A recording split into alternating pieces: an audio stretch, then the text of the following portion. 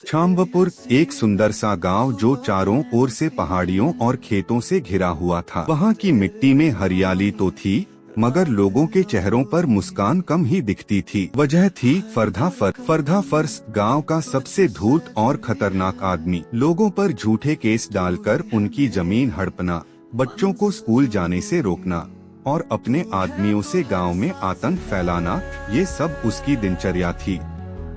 हर शाम जब उसकी काली जीप गांव में घुसती, लोग अपने अपने दरवाजे बंद कर लेते, बच्चे छिप जाते और औरतें सिर पर चादर ओढ़ लेती। इसी गांव में रहता था एक 24 साल का नौजवान दीपक।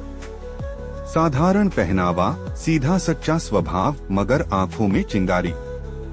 उसका सपना था गांव के बच्चों के लिए एक स्कूल खोलना और छाम्बपुर को फर्धा के डर से आजाद कराना। दीपक बचपन से ही किताबों का दीवाना था। शहर जाकर पढ़ा था, मगर वापस लौटा क्योंकि उसका मानना था जो मिट्टी मुझे बना सकती है, उसे छोड़ कैसे जाऊं। दीपक के साथ थी राधा, गांव की सबसे समझदार लड़की। उसकी आंखों में दर्द भी था और बदलाव की प्यास भी। राधा के पिता की जमीन फर्धा ने छीन ली थी, मगर वो चुप रही। सालों से अब दीपक के आने से उसकी आंखों में भी उम्मीद की किरण दिखने लगी थी। राधा ने दीपक से कहा, बदलाव की बात तो सब करते हैं दीपक, मगर शुरुआत कोई नहीं करता। क्या तू तैयार है? दीपक मुस्कुराया। शुरुआत ही तो करनी है राधा, फिर देखना पूरा गांव हमारे साथ होगा। दीपक जानता था कि अकेले वह कुछ नहीं कर सकता। उसने सबसे पहले गांव के 5 युवाओं को चुना, शिवा, गोविंद, नीलम, छोटू और रहीम। ये सब कभी फर्धा के डर से चुप थे, मगर अब दीपक की बातें सुनकर उनमें जोश आने लगा। एक शाम दीपक ने गांव की चौपाल में सबको बुलाया। बहुत से लोग डर के मारे नहीं आए, लेकिन जो आए उनकी आंखों में जिज्ञासा थी। दीपक बोला, हम सबने बहुत सहा, अब वक्त है अपनी आने वाली पीढ़ियों को एक डर मुक्त गाँव देने का। क्या हम मिलकर एक स्कूल नहीं बना सकते? क्या हम अपनी जमीनें वापस नहीं ले सकते? सब चुप थे। फिर सबसे पहले बुजुर्ग हरिलाल उठे, बेटा तू सच कह रहा है, हमने बहुत चुप्पी साधी, अब तू बोल रहा है तो हम साथ देंगे। धीरे धीरे तालियों की आवाजें गूंजने लगीं। इस खबर की भनक फर्धा को लग गई। वह गुस्से से पागल हो गया। ये दीपक कौन है जो मेरी सत्ता हिलाने चला है?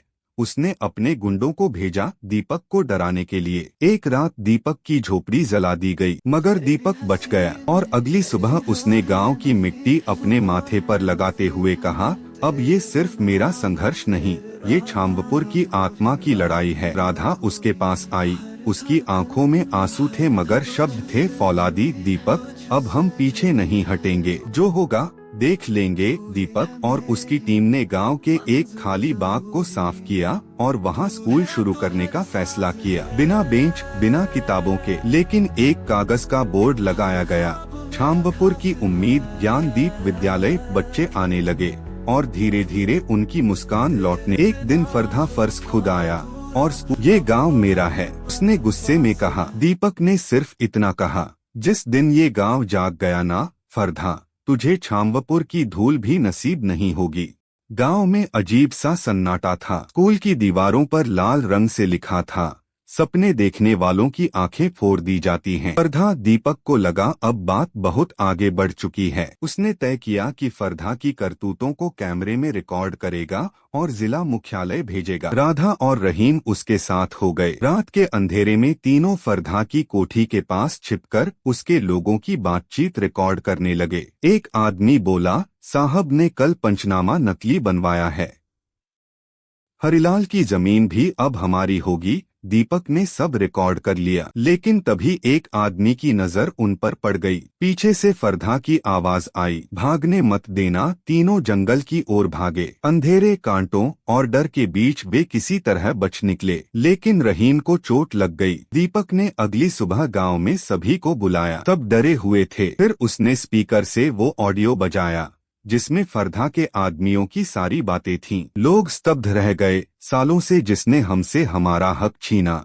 आज उसकी सच्चाई सामने है। राधा ने कहा। तभी बुजुर्ग हरिलाल खड़े हुए, आज से फर्धा फर्स इस गांव का नेता नहीं, लुटेरा कहलाएगा। गांव वालों में पहली बार डर की जगह गुस्सा था और यही बदलाव की शुरुआत थी। दीपक ने ऑडियो क्लिप लेकर प्रशासन के पास जाने का फैसला किया। दीपक जिला कलेक्टर के पास गया। वीडियो ऑडियो गवाह सब सौंपे। एफआईआर दर्ज हुई। वीडियो ऑडियो गवाह सब सौंपे, मगर फरधा ने हार नहीं मानी। उसने पुलिस वालों को भी खरीद लिया और गांव में और दहशत फैला। जब गांव लौटा तो देखा स्कूल को आग लगा दी गई थी। उसने राख उठाई और कहा, जिस आग से तू डर फैलाता है फरधा, अब उसी से मैं उम्मीद जलाऊंगा। राधा ने हाथ पकड़कर कहा, हम नया स्कूल बनाएंगे दीपक, उससे भी बड़ा। और गांव वालों के दिल में अब डर नहीं, आग है बदलाव की। स्कूल की राख ने गांव वालों के भीतर दबा आक्रोश जगा दिया। दीपक और राधा ने तय किया कि गांव के हर घर तक जाएंगे, उन्हें जगाएंगे, उन्हें समझाएंगे कि अब या तो बदलाव आएगा या फिर सब हमेशा के लिए गुलाम रह जाएंगे। 3 दिन तक लगातार गांव की गलियों में गूंजी, जागो छामवपुर, उठो छामवपुर, अब नहीं सहेंगे अन्याय, ज्ञान दीप फिर जलेगा। गांव के युवाओं ने बांस और लकड़ी से खुद बेंचें बनाई और खेत के पास खाली जमीन पर नया स्कूल शुरू किया। अब हर बच्चा वहां पढ़ने लगा और हर बूढ़ा वहां आकर देखता, मानो वह स्कूल अब गांव की आत्मा बन चुका था। फरधा तिलमिलाया हुआ था। उसने अपने सबसे क्रूर गुंडे बिल्ला को बुलाया, इस दीपक को खत्म कर दो चुपचाप, ताकि कोई सबक ले। एक रात जब दीपक खेत की तरफ से स्कूल लौट रहा था, तभी बिल्ला ने उस पर वार किया। दीपक घायल हुआ, लेकिन हार नहीं मानी। राधा ने दौड़कर उसे बचाया और गांव वालों को बुलाया। गांव के युवाओं ने बिल्ला को पकड़ लिया और थाने ले गए। अब गांव वाले खुलकर बोले, हम सब दीपक हैं, अब कोई फरधा हमारे बच्चों को नहीं रोकेगा। जिला प्रशासन भी हरकत में आ चुका था। मीडिया में खबरें चल रही थीं, छामवपुर के युवा लड़ रहे हैं अन्याय के खिलाफ, गांव बना क्रांति की मिसाल। अंततः प्रशासन ने एफआईआर पर कार्रवाई की और फरधा फर्ज को गांव से गिरफ्तार किया गया।